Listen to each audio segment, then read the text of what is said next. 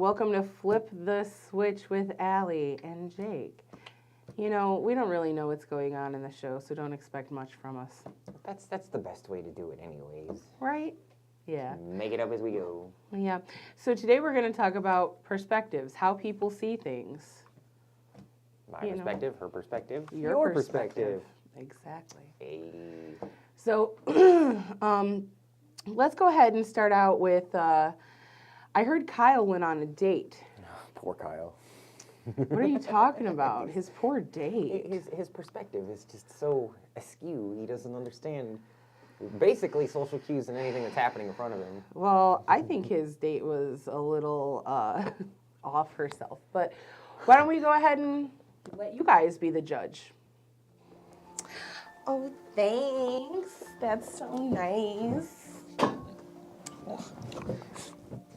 Oh, you okay? Always. Did he really almost fall out of the chair?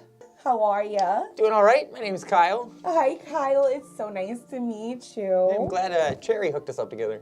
Cherry usually knows me pretty well, but this time she was wrong.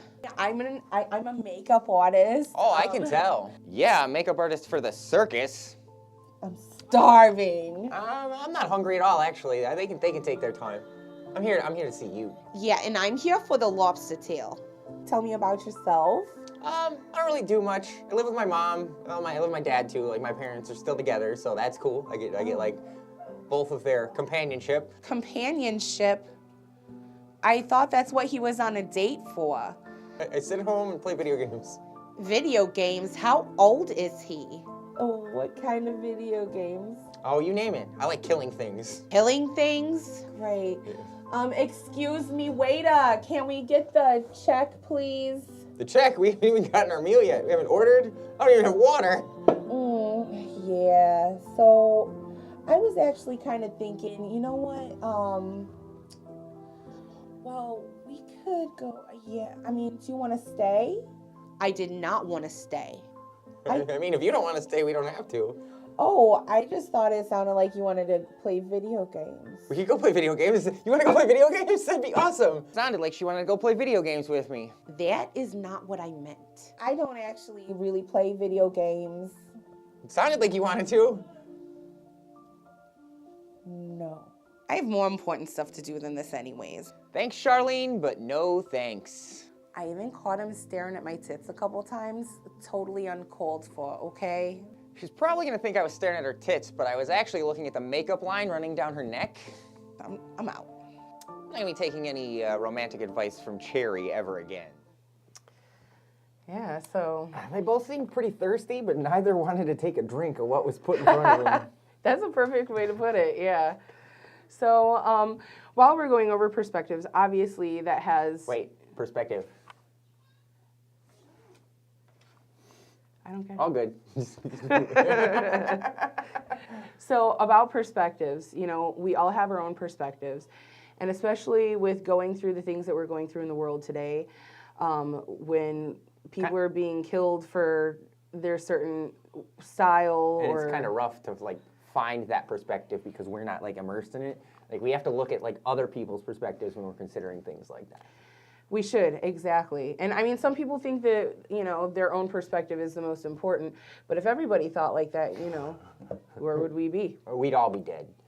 If like my perspective was, and your perspective was the most important thing to you, if Reese's perspective, let's go that route. What if his perspective was the most important thing? There'd be a lot of chicken nuggets. There'd be no more chickens in the world. A whole lot of chicken nuggets, that's all he eats.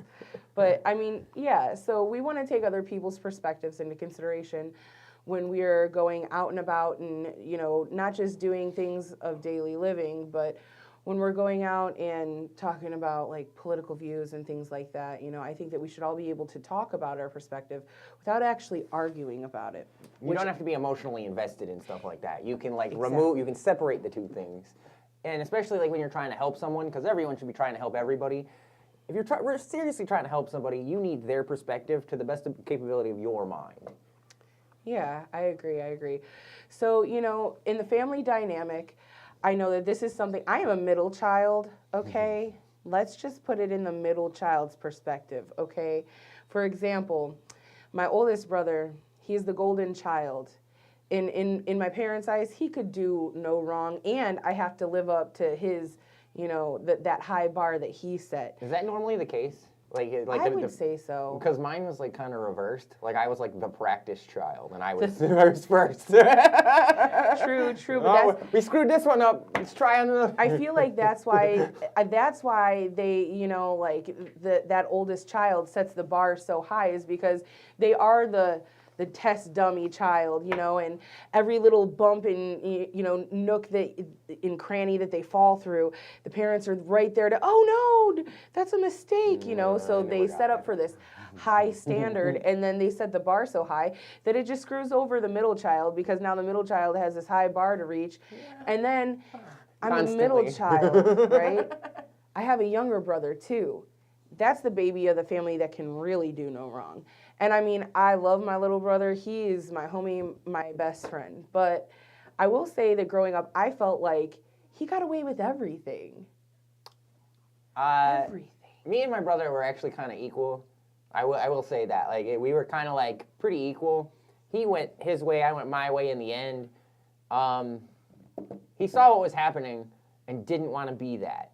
So he went and did something else. He went and like learned a different way, which actually probably a good move for him. Like he's probably living his best life right now because he made that choice earlier than I did.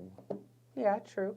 So we actually have a new series, a 1-minute sitcom, if you will. It's a family. It's Kyle's family, actually. It's the Gilberts. So let's go ahead and take a look into the Gilberts and see things from their perspective.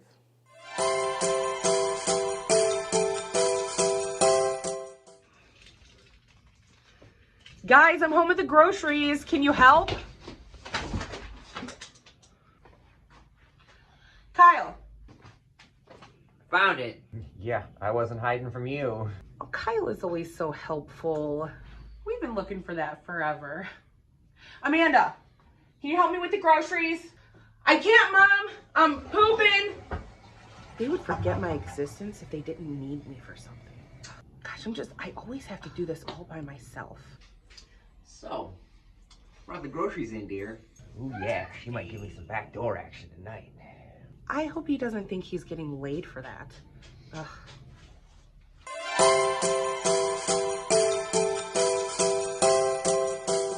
Man, that was like a flash of 4 perspectives, like boom, boom, boom, boom. Well, that's life with the Gilberts. Life with the Gilberts. Yep. So you're gonna see more of the Gilberts. We're gonna be doing little one minute. What did I forgot the word? Call it snippets. Snippets. Snippets. Yeah, Snippets with the Gilberts. Yeah, snippets with the Gilberts, and it's gonna be kind of like a sitcom. 1-minute Glimpses. sitcom. Glimpses of the Gilberts. Oh, I like that. A glimpse of the Gilberts. Hey, it's all being created right now. Magic. Right. True. So I mean, there you see, like the average family dynamic, I would say. Kind of, yeah. That is kind of in like that quick 1-minute thing. Yeah, I mean, everything. Talk about the perspectives. Moms are always talking about how they're always doing the chores, they're always doing the housework, going to the grocery store. That's their general role. They come home, the kids, they just want time for themselves. So of course they're gonna ditch the remote control, split in different ways, and hope that somebody else has to help with whatever chores are available. All in one trip, yo. Challenge accepted. Absolutely. How many bags can you carry? All of them? However many there are. That many. We've all been there. Don't lie. That's how I did it. They have handles now that you could put the grocery bags on and just muscle man your way through. If you could fit through the door, it works. Or I've seen like people stick broomsticks through them and like all the bags and go through like sideways. Look, my ass is clumsy enough to where they'd just be falling off the sides of the broomstick. I probably wouldn't be Train that yourself coordinated. not to be that clumsy. Because I used to actually be a really clumsy person. I'm not anymore because I trained myself not to be clumsy. I saw that perspective of, hey, I'm kind of clumsy. Let's go fix that. So, speaking of perspectives, because that's what the show is all about today. It is. Let's go ahead and get into certain things about politics when you're talking about politics and you're considering other people's perspectives. So many perspectives. So when we look at things like the perspective on abortion, without saying, you know, which side anybody's on, it doesn't really matter because we're talking about perspectives and not necessarily which perspective we're taking. So from one point of view, you have people who, mostly people that are religious, and they see abortion as murder and it's against their religion. The moment of conception. That's a Right. life. Right, many people see it that way. And so for that reason, a lot of people are against abortion, and that makes sense if that's their religious views or their... From their perspective, Right. it makes sense. Exactly. Now, of course, that's going to be the reason why, you know, they would go ahead and say that abortion should be unlawful. Now, in the United States, of course, we have protection from religion with the separation of church and state. So, Do we though? Exactly, but we should, we're supposed to. So, when you think about it, one of the things that I will say I think shouldn't be in politics is anything that has to do with health care. I don't think that that should be something that's up for debate or for, you know, somebody's political point of view. Because the other perspective on abortion is going to be somebody who needs an abortion for a medical reason. Whether their mental health isn't where it needs to be to have a baby, or they are going to die if they choose to keep this baby, or if the baby is going to die or suffer and they choose, you know, to terminate their pregnancy. A lot of people see that as a medical decision from their perspective. Which in that perspective it is, so that makes sense. Exactly. And so what you're getting is you're getting people who believe that abortion is murder versus these people who believe that abortion is health care. Who's right and who's wrong? Well, Why can't they both be right? exactly. But here in America, that's one of the reasons why I feel like separation of church and state is very important. And I don't see many people that say, well, it's not a religious point, it's just my moral obligation to say that, you know, abortion is murder, and I don't think that it should be legal. And from there, you know, that's just, I don't see it that often. There's not that many people that are non-religious that see that point of view, that don't also see that it is a medical condition or something that, There are like mitigating circumstances within that like, yeah, there are things that are out of your control at times where like that will create your perspective, like you said, medical issue, or there are like, oh, let's put it how it is, evil situations where people have done bad things to create that. I don't like the R word. Like it's like not necessarily a trigger for me, but you never know who that's happened to before. And like you say that word, doesn't matter. Their brain immediately goes to that moment in their past. So we have Keith that says separation from church and state is not in the Constitution. I mean, that should just be a human thing, though. We're not necessarily even talking about it being in the Constitution or not. So I personally, I agree that I don't think that we should use religion when we're forming laws. However, a lot of people see that America was founded on the religious freedom from, I think it was from Catholicism, and they wanted to be like Baptists, Protestants, that kind of thing. So they separated and they came to the United States, and that's why one of the big things was, you know, religious freedom. And then there's the separation of church and state, which apparently is law and not necessarily constitution. So We are talking about law within perspective, like the perspective of the law is part of the perspective of the entire topic. So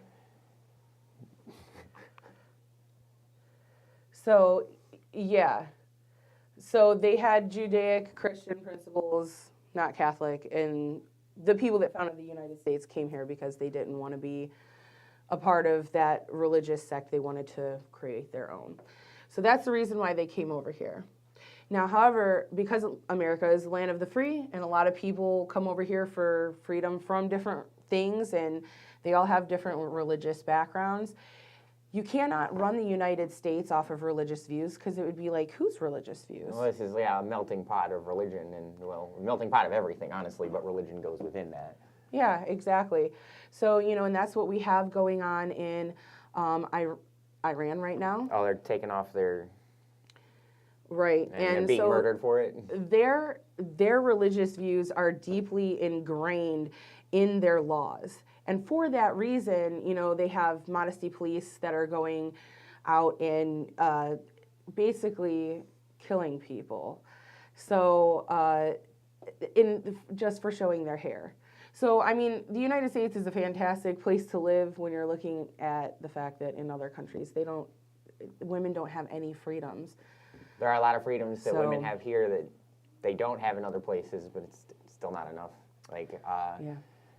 You try and pretend it's behind the scenes, but women don't have the same rights as men. Let's be real here. I agree. I agree. I mean, it's supposed to be very equal. Let me keep us, it as simple but as like monetary. Like, I'm gonna make more at a job than you are, and I shouldn't. It should be like, and in fact, you could very easily be better at that job, and I will still make more money. Well, the thing in the United States now is actually that women make the same amount of money doing like the same job, or they're supposed to. But what happens is that women-dominated fields in general are paid less, like teachers and nurses, compared to like doctors and construction workers and things that are male-dominated. So, going back to what's going on in Iran right now, and the fact that we do have separation from church and state, and the fact that we are in a fantastic place where we have rights in the United States. We are blessed to be here, whether we see it or not. Here, absolutely. We have all these different perspectives into what is right and what is wrong. And that's subjective perspective. Exactly. I wrote a song called that. It's objective or subjective perspective. How are we supposed to know exactly what's going to be right for me and right for you? And what happens when what's right for me is wrong for you? What kind of a law would we make there? Right? There's no law you can really, there's not going to be a solve-all law for that. So here's the thing, is that every time you make a law, you're technically taking away somebody's rights. Pretty much, yeah. So for example, I mean, most people can agree that we shouldn't kill each other, right? Very true. That's the first one that popped into my head. Like, I can't go out and kill someone because it's a law. Not that I Right. would, but like... But technically, if you wanted to kill people, it's my that right. takes away it's my your right. right to kill. Yeah, no, it's not. That sounds terrible. That But sounds yeah. terrible. It would take away your right to kill somebody. So if we have seatbelt laws, for example, now you have to wear a seatbelt. It's the law. Well, that took away people's rights to not wear their seatbelts. That's a whole weird thing, too, because, like, some people, it's probably less than it is, like, for people wearing their seatbelt, but some people have died because they were wearing their seatbelt.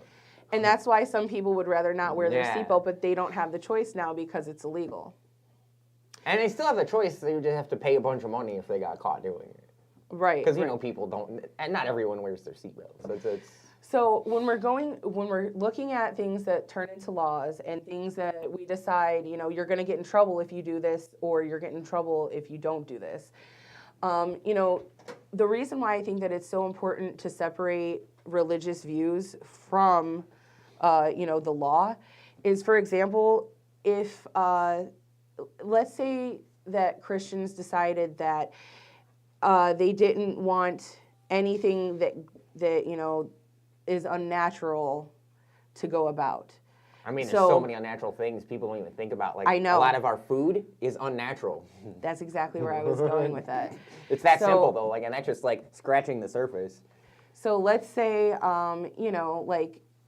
let's say we were a Christian Christian country, okay, and let's say that our law. Flip Switch Industries is not a Christian company. So let's say that our laws were based on religious views of Christianity, okay? So let's say that anything that wasn't God's will is not supposed to happen. Oh, man. What happens when you have erectile dysfunction? That's God's will. You're not allowed to take a pill for that because it's God's will. Now, what would happen if you, let's say you wanted to eat corn. Well, you can't anymore because corn is the oldest genetically modified plant that we have. It's been modified for centuries.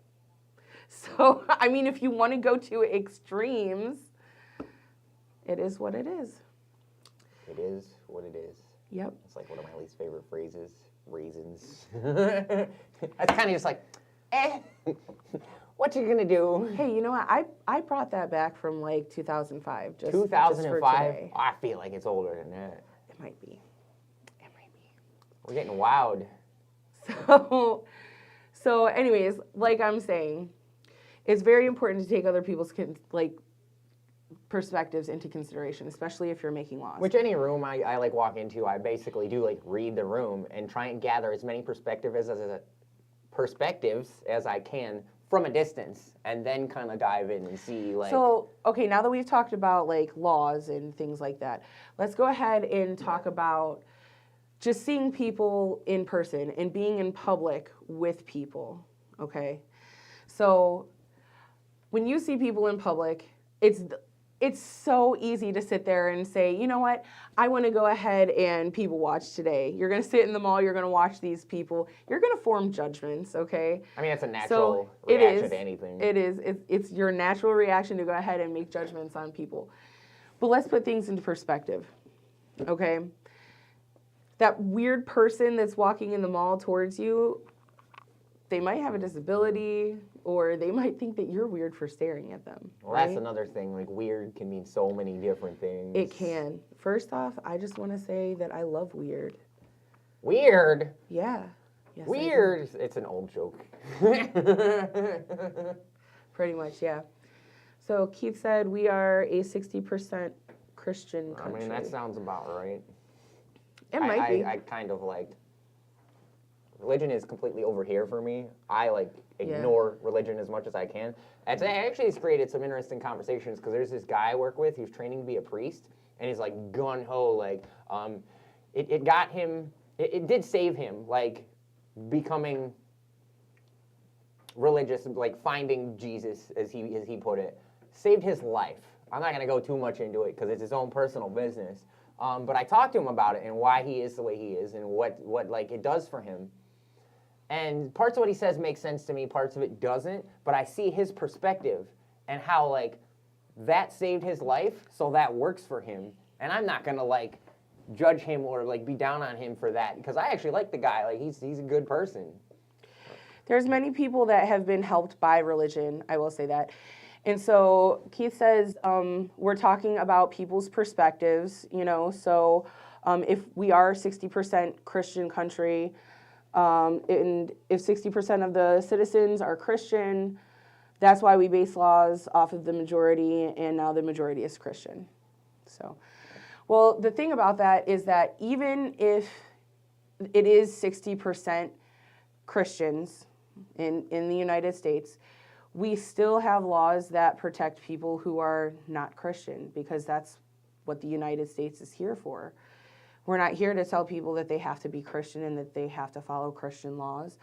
So, you know, if that's the case, we really shouldn't be basing our laws on Christianity. It's that whole double standard.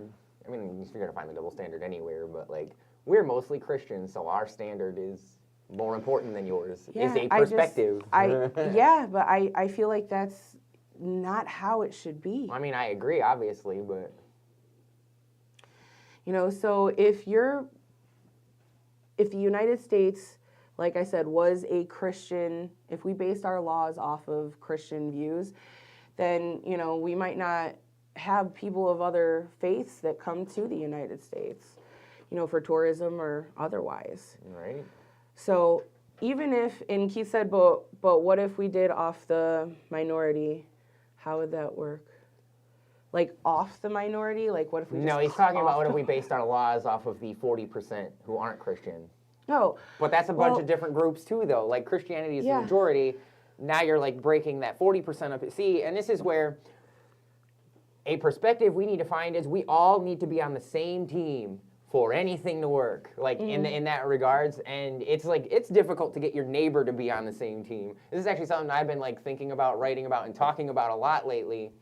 Like, again, I'm like totally against the whole Roe versus Wade being canceled, but I don't get to speak about that because from certain perspectives, I'm not on the same team, which means I'm not on the same team because like it means they're not on my team in that perspective. That's like the big end all be all. We all need to find a way to be on the same team to get stuff done. Or at least, on the same team, even if we do have our separate viewpoints. Exactly. We can disagree on things, but need to find a middle ground where we can be on the same team and work together. Why do you keep looking up here? I just like the spikes in your hair. Actually, my spikes are pretty on point today. He's a very punny guy. He's pretty much right, though. It will never happen. Yeah, and I agree. Well, that's why we need to, gather as many of, people close to us and, get on the same team and then build whatever small thing we can together and work with that.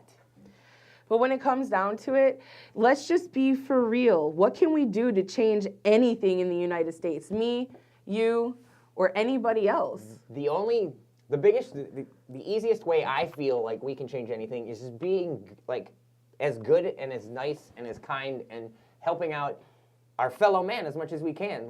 I want to help you as much as I Voting. You know what? It's funny because I was just talking about this the other day. I agree and disagree with that. I agree and disagree too. You would have to get enough people on the same team to vote the same way. How many people actually vote? I'm not going to lie. I've never voted in my life. What? That is your right and obligation as an American. It is not an obligation. It is a right. From my perspective, it is. I believe voting is our right and it's our obligation because we don't have any right to bitch about anything if we're not going to vote to try to change it. I stopped bitching a long time ago. The only thing I will say is, do our votes really get counted? There's that. You know what I mean? There's so many people talking about voter fraud and all this other stuff. And truth be told, none of us really know what's going on outside of... Once you push that button, what happens after you push that button? Well... Because it's not even paper for the most part anymore. I mean, maybe some of it is, but... So let me just let you know, it's not a button that you push. It is a piece of paper that you take it to the... Is it that punch-out thing? Because I've seen different versions of it, and there are versions that are digital. It's not... Yeah, it's a piece of paper in, you have, this thing that you fill out. It's like a little booth, and I guess it varies from state to state and stuff like that. It's different everywhere, which again creates different... It's not all digital or anything like that. I don't think it's all digital, but it's not all paper either. Yeah, well... And some people mail it in. Yeah, some people... Well, that's another thing that they're trying to do is certain people think that we shouldn't be able to cast early ballots. Some people think that we should not be able to cast ballots by mail. And, that would eliminate some voters from that, too. So I get why they do that. Like elderly people that don't leave their house and stuff like that. Or military people who are, way far away. They still want to vote, too. They probably have more of a right to vote than some of us. Well, I don't know about more of a right, but... Yeah, you know what I mean, though. I know what you mean. So let me back it up just a second. Can we get back to those old people? Because I'm not trying to be a jerk, okay? I'm not trying to be a jerk, but when you preface something with "I'm not trying to be a jerk," she's probably going to say something that makes you think she's a jerk. Yeah, it's about to happen. So, look, I love old people, okay? But there's certain things, from my perspective, do they really have to drive once they're at a certain age? And then do they really have to vote once they hit a certain age? So, oh, hey, Nick. Yeah. So, do they really need to have as much of an opinion when they're on their way out? And at the same time, shouldn't they have more, social programs for these elderly people? Okay, elderly people are dangerous on the road, flat out. Many of them are. Many times. Many of them are. And you never know. You also can't starve these old people that can't drive and be like, no, Grandma, stay in the house. We're not going to take your bullshit on the road anymore, Grandma. You're cut off. So what if we had some sort of a system or some sort of a program to where elderly people could get tickets to get Uber or Uber Eats deliveries or something like that to where they don't have to drive. I think that that would be amazing. I think it would too. I think it would help a lot of them. I do. I think that it would help the elderly people. It would give them more time to do stuff that they want to do, like knitting or Some watching of them Jeopardy. might not be put in places like where I work because I see a lot of what you're talking about like daily. Yeah. Like I cook at an elderly living center. And I think that we should take care of our elderly better. agreed. But at the same time, I think that, you know, people who are not going to be having children anymore should not have, like, I don't want to say that they shouldn't have a say in, like, voting for things like abortions and things of that nature, because I think that's something that everybody should have the right to vote for. See, then you're segregating. Exactly. Yeah. So I just think that it should be taken into consideration the fact that, you know, An elderly person who's not going to have kids anyomore's perspective is going to be different than somebody who's trying to have kids and whatnot. right. And of course, Alex just said, leave my old ass grandpa out of this. Look, I gotta tell you something. Uh-oh. So listen, Story time? I was, yeah, I like story time. I was on my way home from here, from the studio, and this car in front of me was like an old Cadillac, and it was going like 20 miles an hour in a 35, and I'm like, yo, really? There was like no cars in front of it. Turns out it is an old grandpa, okay? Like very old, could barely see over the steering wheel, and I'm like, man, like, that is kind of dangerous, okay? And I'm not gonna lie, that is what I was thinking. Well, I was talking to my friend Alex, and he was like, that might have been my grandpa.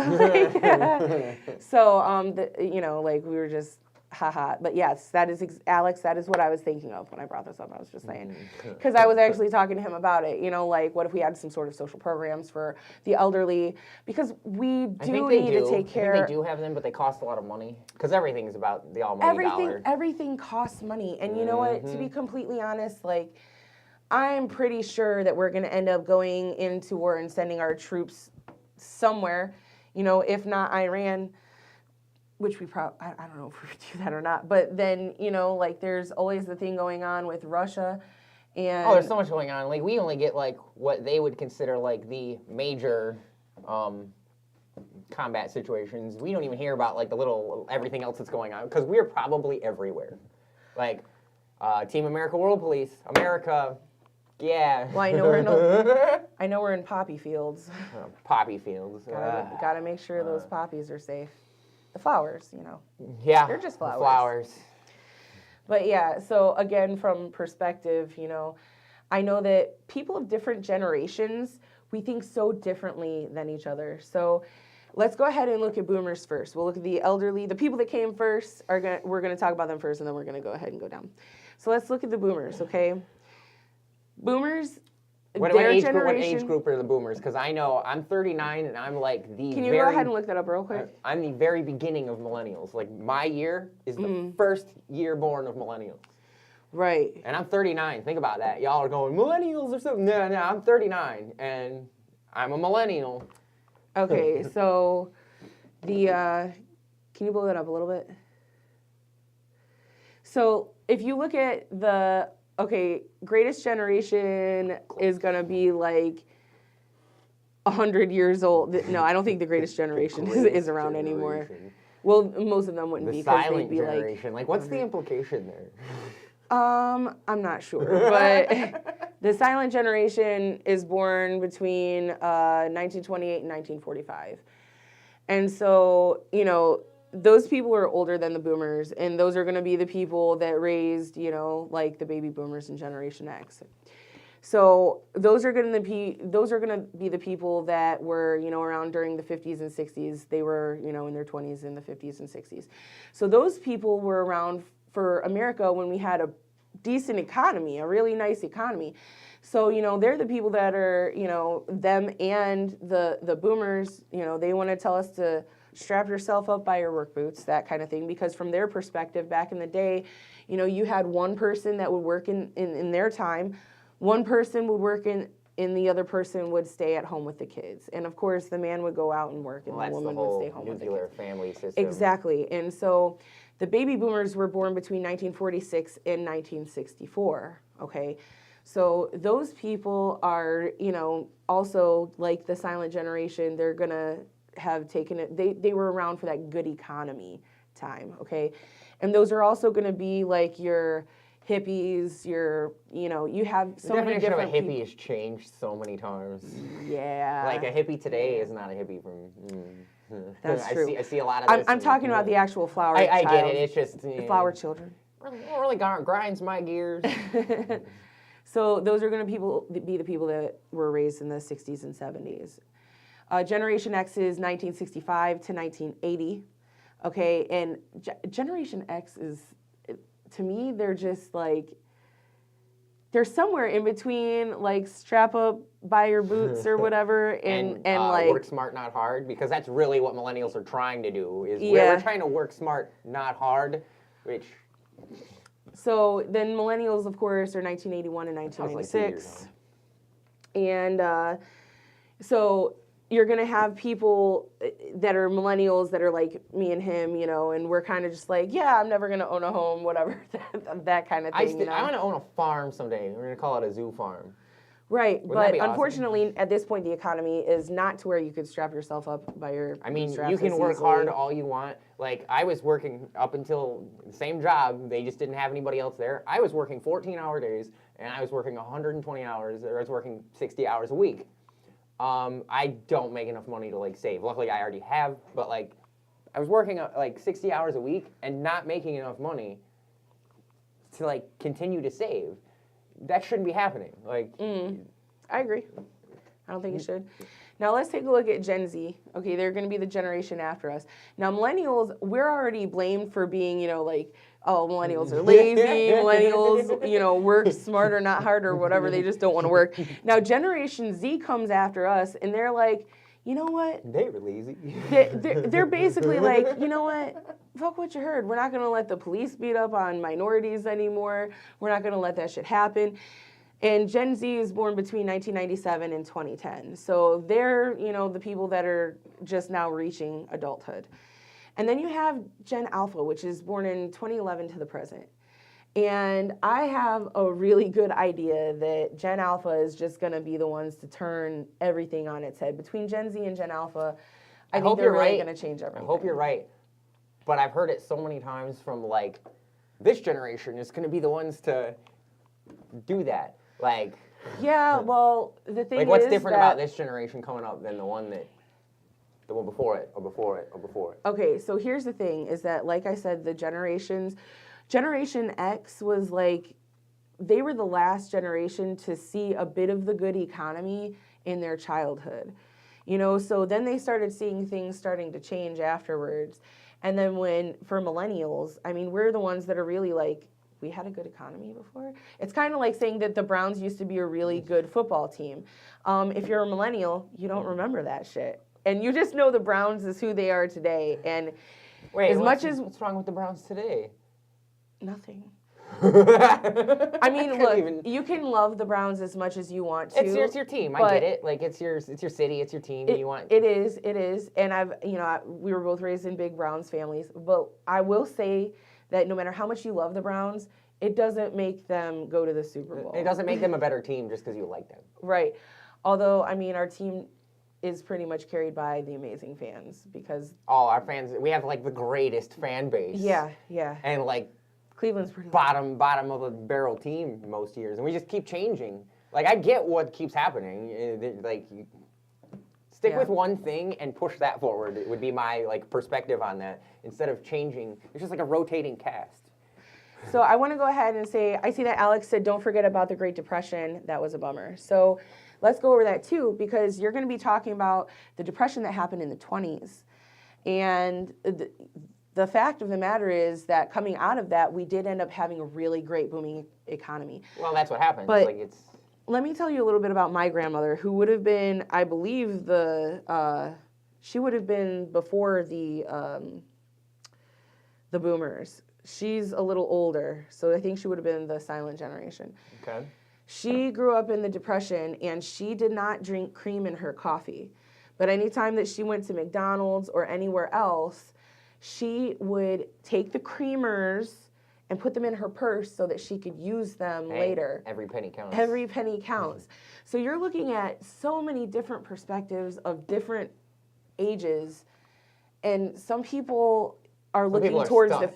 the future, and some people are like, no, this is how it's gotta be because this is how it's always been. Stuck in their own perspective. Right. Like, things aren't the same And- anymore. Like, even from the millennium, things aren't how they used to be. So I know a lot of people are against socialism or On paper, socialism works. On well, paper. the thing is that it hasn't been successful ever. Well, so you know who was. It I agree. It has not been. It has not ever officially been successful. in any- Marxism has not been successful. Socialism just hasn't been successful. But here's what I'm saying is capitalism is failing, and a lot of people are not trying to acknowledge that. The fact that Capitalism only fails if you don't work hard enough. That's their perspective. That's why they're not changing. They agree. work harder. That's why capitalism works for them. right, well, and here's another thing too is that you have to look at in today's day and age, credit is a thing.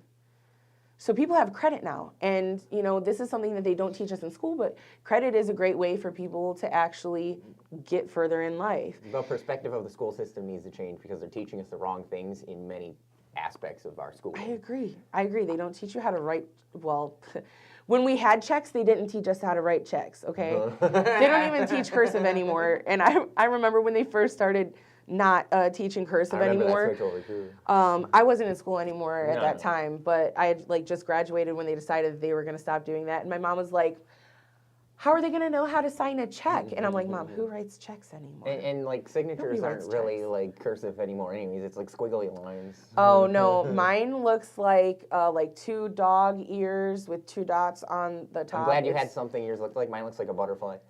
All right. Yeah. That'll work.